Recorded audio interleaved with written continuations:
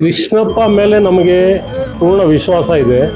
ಅವ್ರು ಯಾವುದೋ ಕೆಲಸ ಅವರು ಯಾವುದೋ ಇದು ಒಂದು ಕೈಯಲ್ಲಿ ಹಿಡಿದ್ರೆ ಪೂರ್ಣವಾಗಿ ಮಾಡ್ತಾರೆ.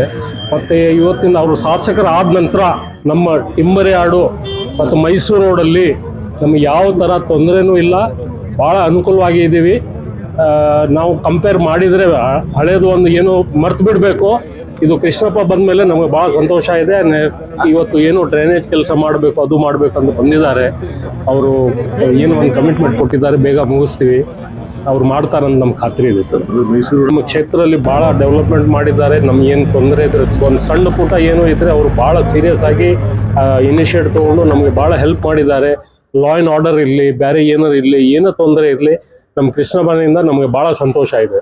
ಯಾಕಂದರೆ ಅದು ನಿಜವಾಗಿ ಹೇಳಿದ ಮಾತಂದರೆ, ಅವರು ಯಾರು ಚಿಕ್ಕವರು ಅವ್ರು ಏನು ಕಂಪ್ಲೇಂಟ್ ಇದ್ರು ಅವ್ರ ಹತ್ರ ಹೋದರೆ ಒಂದು ಶಾರ್ಟ್ ಔಟ್ ಮಾಡ್ತಾರೆ.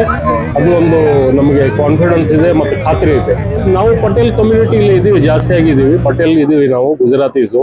ಬಟ್ ನಾವು ಹುಟ್ಟು ಬೆಳೆದಿರೋದು ಕರ್ನಾಟಕಲ್ಲಿ. ನಾನು ಹುಟ್ಟಿರೋದು ಇಲ್ಲಿ ಕರ್ನಾಟಕಲ್ಲಿ, ಓದಿರೋದು ಕನ್ನಡ. ನಾನು ಇಲ್ಲೇನ ನಾವು ಒಂದು ಫ್ಯಾಮಿಲಿ ಥರ ಇದ್ದೀವಿ. ನಮ್ಗೆ ಅಂತ ಏನು ನಮ್ಗೆ ಇವರು ಶೇಟು ಇವರು ಇಲ್ಲ never. I very much we are very satisfied. Every year ನಮ್ಮ ಒಂದು 4 ಫಂಕ್ಷನ್ಗೆ ಅವ್ರು ಬರ್ತಾರೆ. ನಮ್ಮ ನವರಾತ್ರಿಗೆ ಬರ್ತಾರೆ, ನಮ್ಮ ಸಮಾಜದಲ್ಲಿ ಉಮಿಯಾ ಭವನಲ್ಲಿ, ವಿಜಯನಗರ ಆರ್ಟಿಸ್ಟ್ ಲೇಔಟು, ಮತ್ತು ದೀಪಾವಳಿಗೂ ಬರ್ತಾರೆ.